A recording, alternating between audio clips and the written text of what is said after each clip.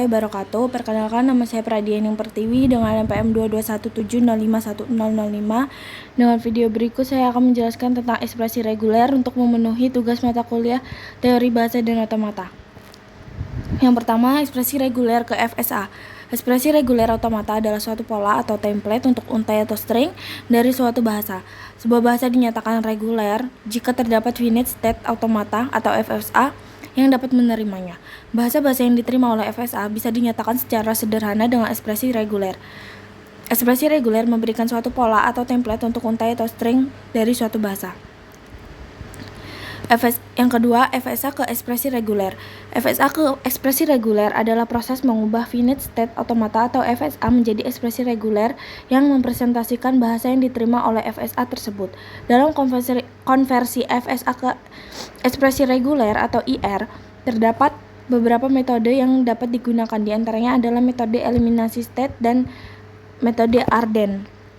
Proses konversi FSA ke ER ini berguna dalam banyak aplikasi seperti dalam perancangan perangkat lunak, analisis leksikal, dan pembatasan data masukan. Selanjutnya, notasi ekspresi reguler. Yang pertama itu pangkat bintang, itu bisa tidak muncul atau bisa juga muncul hanya hingga berkali-kali. Yang kedua ada pangkat tambah, itu minimal muncul sekali. Yang ketiga itu ada tambah, union atau bisa diganti dengan notasi U. Yang selanjutnya ada titik, yaitu konkatenasi, biasanya tanpa ditulis titiknya, misalnya AB, sama aja kayak A kali B gitu. Selanjutnya hubungan ER dengan FSA. Untuk setiap ER ada satu NFA dengan transisi epsilon NFA atau NFA imove yang ekivalen. Sementara untuk setiap DFA atau ada satu ER dari bahasa yang diterima oleh DFA. Hubungannya dapat digambarkan sebagai berikut. NFA ke DFA ataupun DFA ke ER, selanjutnya ER ke NFA imove, lalu muter lagi ke NFA. Langkah-langkah FSA ke IR. 1. Tambahkan state awal baru yang tidak memiliki transisi masuk dan hubungkan state awal baru tersebut ke state awal FSA yang lama. Yang kedua, tambahkan state akhir baru yang tidak memiliki transisi keluar dan hubungkan semua state akhir FSA yang lama ke state akhir baru tersebut. Yang ketiga, eliminasi satu persatu state di antara state awal dan state akhir baru dengan menggabungkan transisi-transisi yang ada. Yang keempat, setelah semua state dieliminasi, ekspresi reguler yang dihasilkan adalah tabel transisi dari state awal baru ke state akhir baru. Selanjutnya, langkah-langkah ER ke FSA. 1. Ubah ekspresi reguler menjadi NFA menggunakan metode Thomson.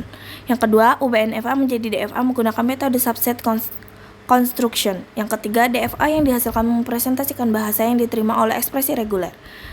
Ini contoh ER ke FSA. Ada soal yaitu 1 kali 0 ditambah 0 plus 1 kali 1 dan 0 pangkat bintang dan 1.